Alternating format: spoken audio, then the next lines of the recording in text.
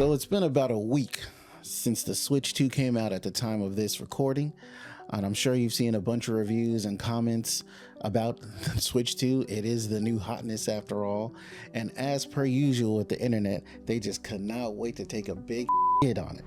Me personally, I like the Switch 2. I actually never got into the original Switch. The Switch and handhelds in general just seemed like kids' toys to me. I never really used them. For a big boy like me, I always played on a console or even a gaming PC, but obviously the Switch 2 has changed my mind. And not just the Switch 2 changing my mind, just in general. Currently, I have quite a few different handhelds, right?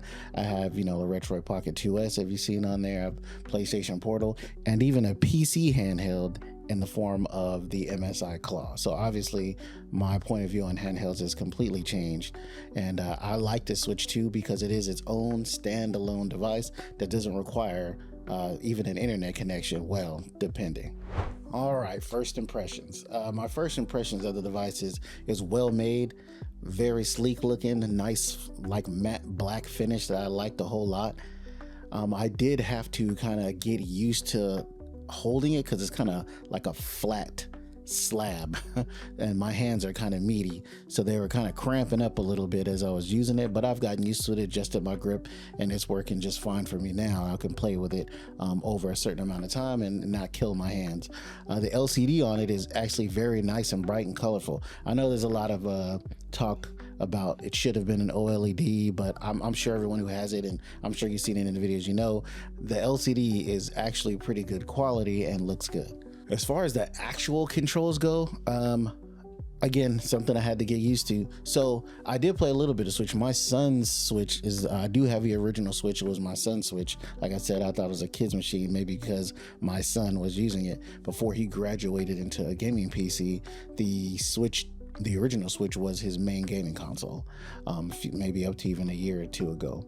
And his Switch, I bought him a long time ago, the Hori Split Pad Pro. Now that gives your Switch a much more console-like, like holding an actual controller. So the thumb pads and buttons and stuff on that are much better. The ones on the Switch 2 are much like the ones on the original Switch. The thumb pad, it's not even really a thumb pad. I'm throwing up air quotes on the thumb pad because it's like 4 different buttons that make up the thumb pad, and my fingers are just not used to something like that on the thumb pad. I just gotta say, I absolutely hate that. The thumb sticks themselves are a little short and nubby. It was something I kind of had to get used to. It's like the same kind of thumbsticks you'll find on some of the retro handhelds, it seems.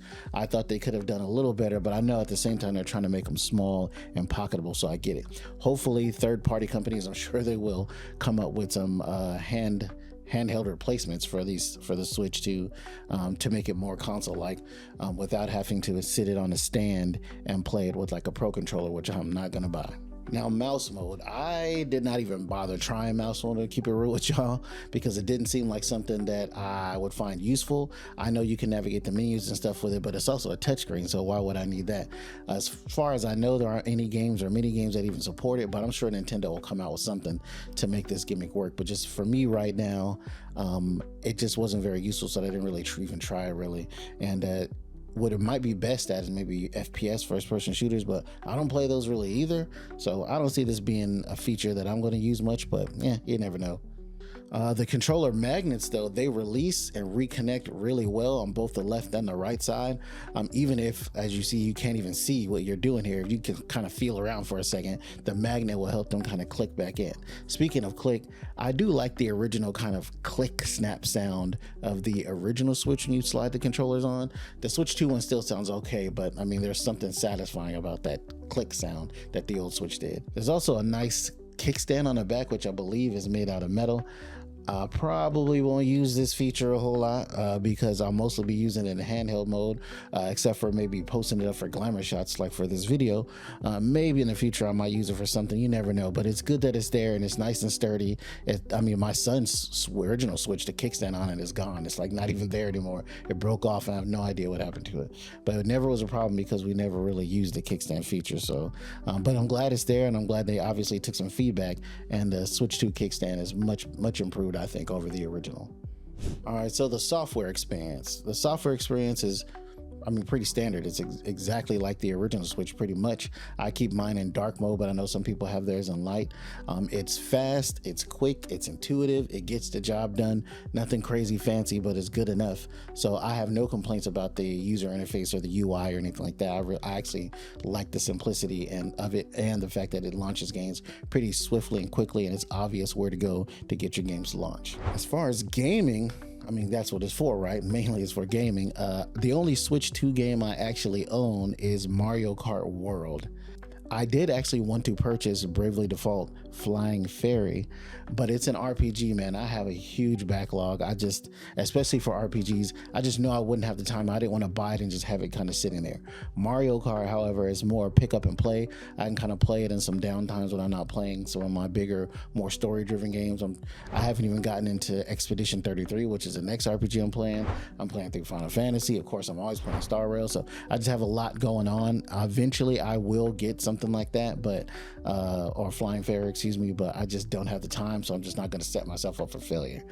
But again, like I said, this was my son's Switch 2, so I had some games on it when I did the transfer that were already on his account. So what I had was a couple of the games that are enhanced. So there's a couple of free enhanced Switch games that are enhanced on the Switch 2 to look better. So I have Link's Awakening, which looks a lot better, more better resolution, I would say, clear image, and it's a steady 60 FPS. There are some times where I think it played mostly at 60 FPS before, but there are some times when it dipped down into the 30s for sure. So now it's at a nice, steady, clean 60 FPS. I also have Super Mario Brothers U Deluxe. That game looked and played well on the original Switch. I'm not sure why they felt like they needed to give the upgrade, but probably because, you know, as you guys know, when you play a Switch 1 game on the Switch 2, it'll play it, especially if you're in handheld mode, it'll still play it in handheld mode. And handheld mode on the Switch 1 was like at 720p, so you'll notice that some of the games look a little blurry. Like for instance, I have Origami King on this Switch account for my son, and I launched it and played it. Unfortunately, it's still at 30 FPS. It doesn't jump up to 60, but the image is noticeably blurrier. So since I'm a person that's pretty much exclusively going to play in handheld mode, that's not something that's great. But I think in the future, I'm sure there'll be some sort of upgrade or something like that. And as far as Switch 1 games, the cartridge, so I have a few cartridges, right? I just picked one here randomly, right?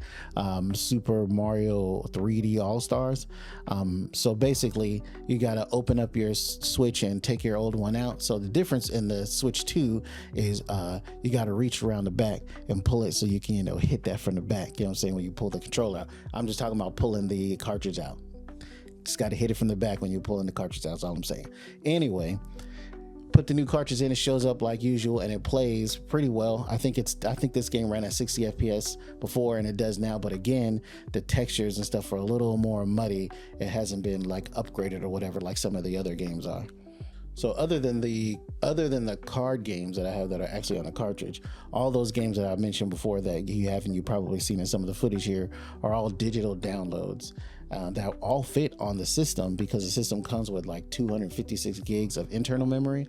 But you'll probably want to expand it, because some games, and I think that's the reason behind some of the digital keys, which is a controversial topic.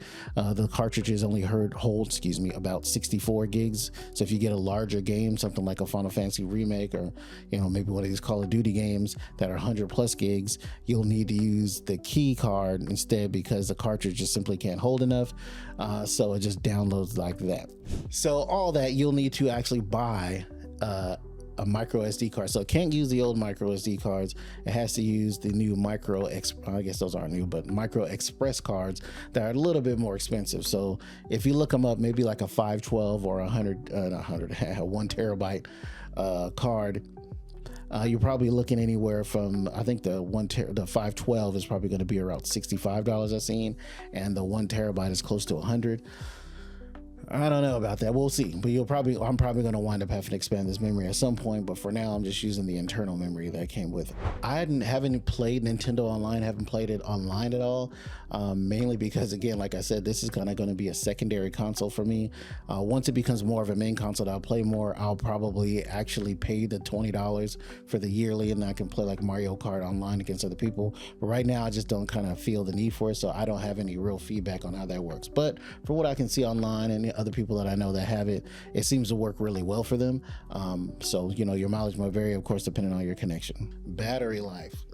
Battery life has been okay, I guess, about what I would expect. I think I got about 2.5 to 3 hours of Mario Kart just playing it straight before it was about to die. You know, cheaper games like, say, when I was playing Super Mario Brothers U, that lasted maybe almost about 4 hours with that, maybe because it's a, you know, less powerful game. I'm sure they'll probably come out with a new version. I think the original Switch came out with a better battery life version like 6 months to a year after it came out. We'll probably get that too. Maybe they'll actually come out with a handheld only version like a Switch 2 Lite or something that maybe has slightly better battery life. But this one it's okay. It's decent to be expected, but it's definitely not great battery life, but good enough, you know what I mean? And that brings me to about the charging, actually. So it actually has a charging port at the top and the bottom. Well, it's a USB-C port, and the one at the bottom I think is specifically for charging, and the one at the top can be used for peripherals, accessories, and then of course charging as well. So you have some flexibility on how it charges, depending, like if you're sitting on the couch or something like that. So, you know, like any handheld, battery life is not great, because we're always complaining about that sort of thing, but it's good enough. Now, I'm sure you're probably wondering how come I haven't really showed much about it being played in docked mode. I bought this mainly to be a handheld, and that's mostly what it's going to be.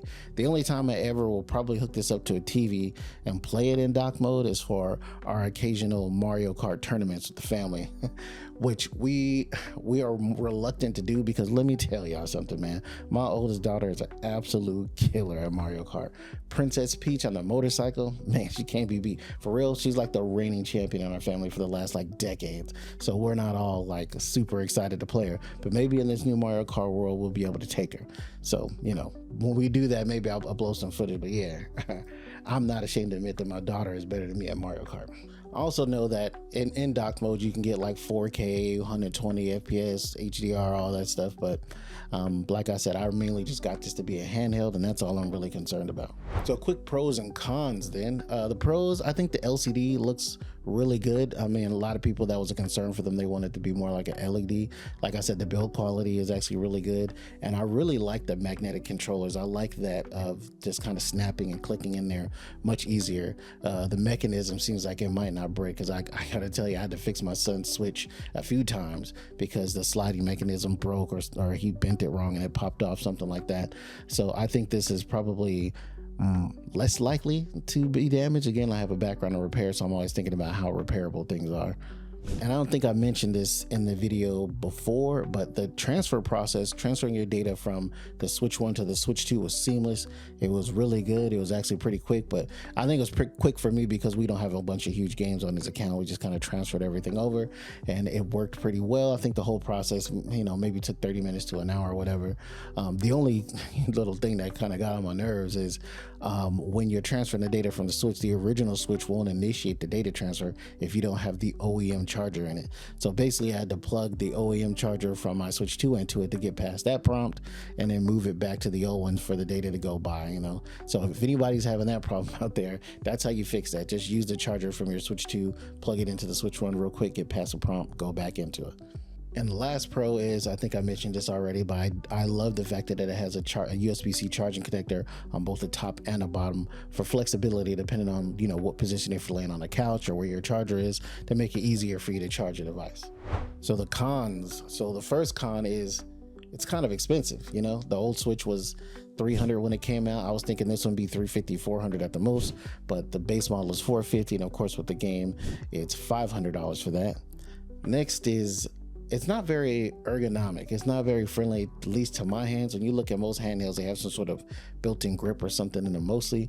But you know, this is just an opportunity for them to sell more accessories and third-party people to make accessories. But yeah, that's still a con. The ergonomics of it are terrible. Third con, it's expensive.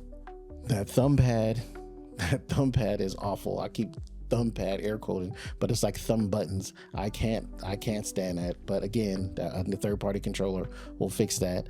The games in handheld mode, playing in handheld mode from the Switch 1 with the lower resolution, hoping some sort of update comes up with that, where you can maybe select docked mode or something for the Switch 1 games, so they'll play at a higher resolution. Also, there's pretty much a lack, and I'm sure we all know this, a lack of games at the launch that are like, you know, something that's exclusive. Like I want to buy a Switch 2 to play games on the Switch 2 that are Switch 2 exclusive type stuff, not something like Cyberpunk or whatever. I can literally play that on almost any platform. And last but not least, did I say this thing is expensive, bro? It's expensive, man. It's expensive, bro. But my final thoughts overall is I do like the Switch 2. I think it'll grow to become one of my main consoles. One of the things I like the most about it, just in my experience recently, is that it really is a self-contained handheld console. Like I said, I have a PlayStation Portal. You need a PS5 to play that. I have retro handhelds. There's compatibility issues, or some games, you know, have to buy a more powerful one to get some games to work. Stuff like that, you know. And even my PC handheld, I mean, it's a PC handheld, like it runs on PC, all that extra stuff to get it still just doesn't seem self-contained. It's almost feel like I always have to grab something from somewhere else to get this to play. Whereas the Switch 2, and probably the same with the Switch, right? And the 2DS, 3DS before, those are just systems I never really got into. It's a self-contained system, and it plays really well, plays the games that it's supposed to play. It's like a handheld console, like I'm sure you guys like, no duh, that's what it is. But I'm talking about it from my point of view. That's just something I guess I haven't been used to, and I do appreciate that. I know, you know, I didn't complain about it too much, but I've been one of the people that kind of take things for what they are, not what I wish or think they should be. And I think that's what's happening here with the Switch 2, because I swear when the Switch 2 first came out, everybody was just like, we just want a more powerful Switch. I mean, that's what you got here, but it seems like there's just a lot of hate. And I think the internet, when I say the internet, I mean, you know, YouTubers like myself, maybe not like myself, but YouTubers, like, go and watch some of your favorite YouTubers who were just basically like just talking crap about the Switch 2 all the way up until it comes out. And now they have videos both praising and kind of still hating. I guess it's all content or whatever. I guess I'm guilty of the same thing, but I'm trying my best to just be honest about, you know, what I like about it personally. And I bought this with my own money. It wasn't sent to me or anything like that. If you watch my previous video, I told you all about the adventures and even picking it up on launch day. So with that being said, man, once again, L Double the Gamer, thanks for watching. That was my review on this Switch 2 from just a regular gamer dude, gamer dad that is not super picky, I guess, about the things that I want. As long as it works for me and fits in my lifestyle, good enough. Thanks for watching. Once again, L Double the Gamer, we out.